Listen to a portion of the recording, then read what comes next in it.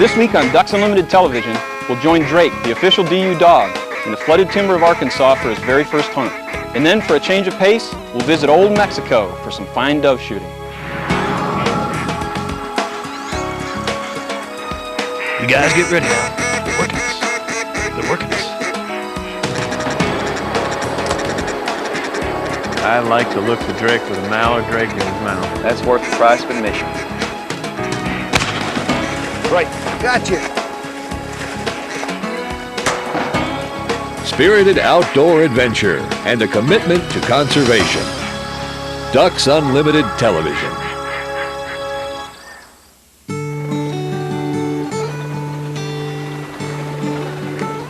Many a duck hunter refers to Arkansas as mallard heaven, and with good reason. More mallards are taken by waterfowlers in this state than in any other.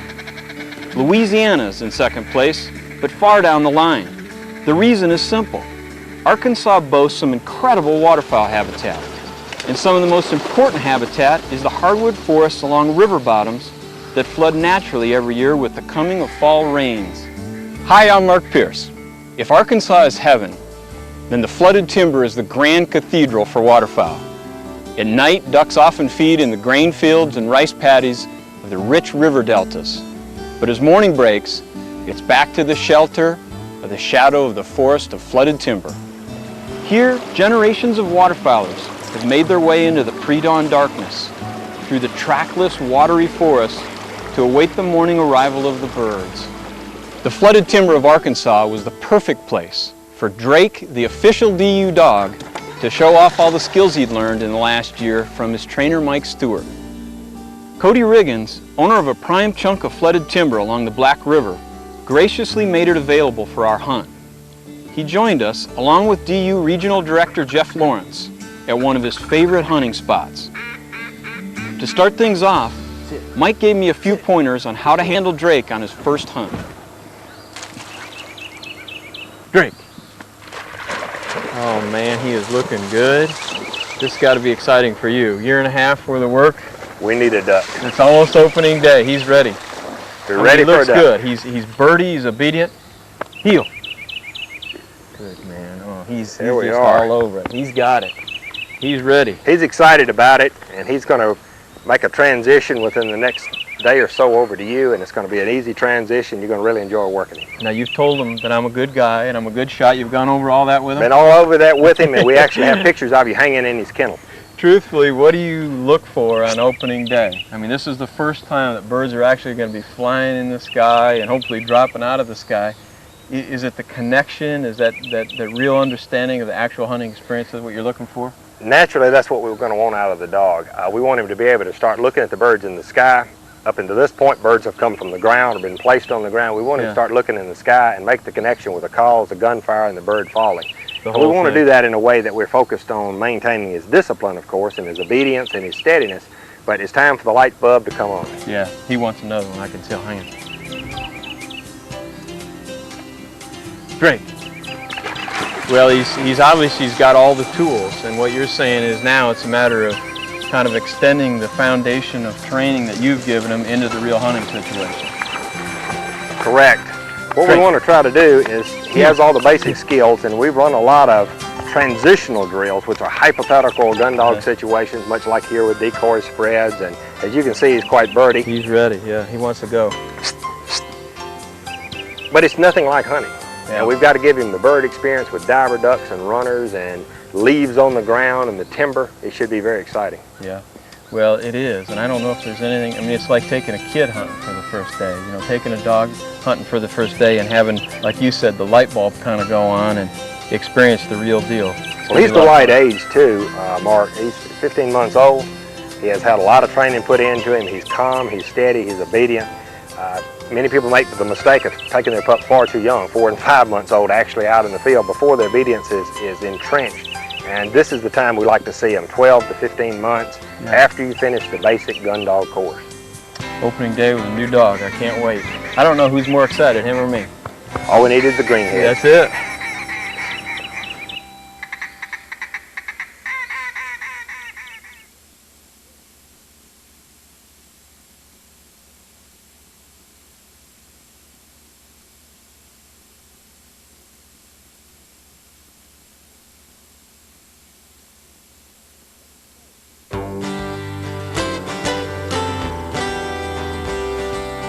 Let's start with the distinctively curled black tail feathers. Some hunters even collect them. These ducks are extremely adaptable. They occur in an incredible variety of habitats all across the northern hemisphere, from Europe to Asia and from Newfoundland to Alaska.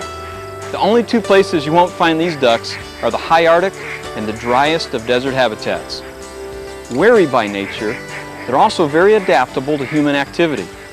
A good piece of wetlands in the middle of a teeming urban area is fine with them. By the way, these are the most common of all duck species. In fact, they outnumber all other waterfowl, even in areas where they're not native. If you still don't have it, the distinctive shiny green head of the drake should be a dead giveaway. That's right, we're talking about mallards here. Congratulations. This is the flooded green timber of Arkansas, ground zero for mallard hunting in North America. And if we can fight off this rain, it's going to be an extra special day. It's going to be the first retrieve for Drake the DU dog. If things go right, we'll get you a big old green-head mallard, buddy. So this is our chariot, huh? Yep, this is it. Chariot to the timber. Here we go. Oh, everybody ready? Yep. Ready.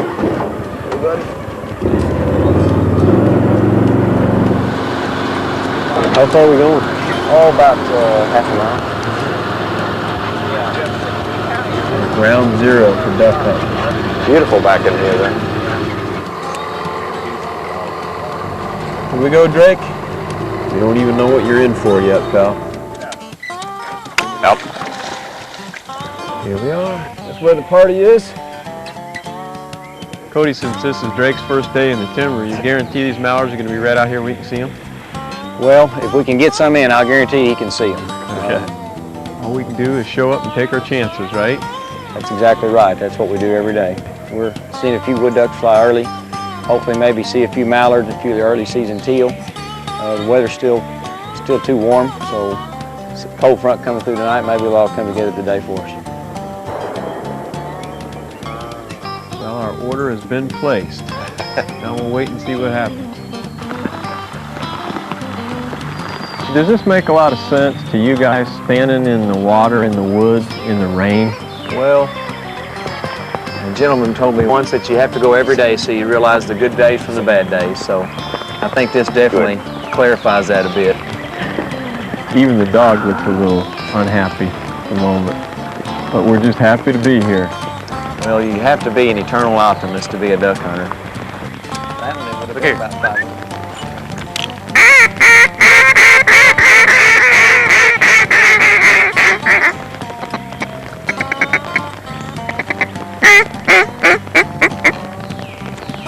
Take them. They're all hens. Every single one of them is a hen. Those wascally ducks.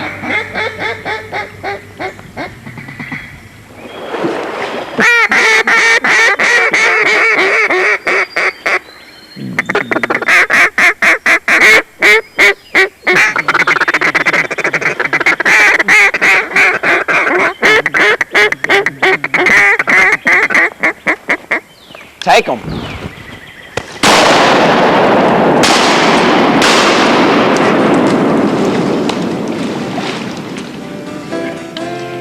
Drake. That front drake was about as in your face as you can be. How about that? It looks pretty good with a Drake mallard in his mouth, doesn't he? Doesn't he? Quite a bit different. A black dog with a Drake mallard in Arkansas timber. Load up. Load up.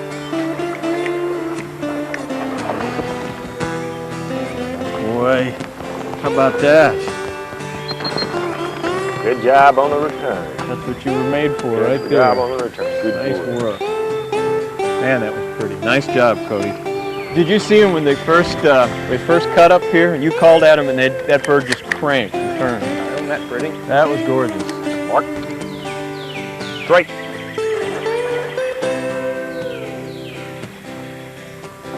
Now that was cool. That was very cool. Good run. Back. Back. Back. Drake. There. There. Mike, I like the look of Drake with a mallard drake in his mouth. It's looking better. How about that? How about that? That's what it's all about right A there. double. That's worth the price of admission. All right, buddy. Boy. I know the theory you're just supposed to shoot the farthest one first, but that one just too pretty not to. Well, I knew somebody was going to take that one, so I went for the other one. Yeah, I don't care what the theory is. Instinct takes over at that point. Guys, Shoot the I've big really one. got to be honest at this point. When I first saw those 6 birds come over and they banked around, I'm thinking that's the same 6 hens that were here just a minute ago. So, Not Pay so it off. lucky. not so. I'll let you hang these guys up over here. Yeah, Nice calling. Nice Good job. boy. Good boy. Good boy, Drake. Well, it was tough, guys, but we managed to scratch a few. If you just could have made those 6 hens into drakes. I tell you what, you can't always have what you want, but they sure were nice coming in. I got an idea that any day you could spend in this flooded timber is a good day. That's exactly right, too. Mike, you want to get him in? Load up. Drake got his first duck. That was our goal. Mission accomplished.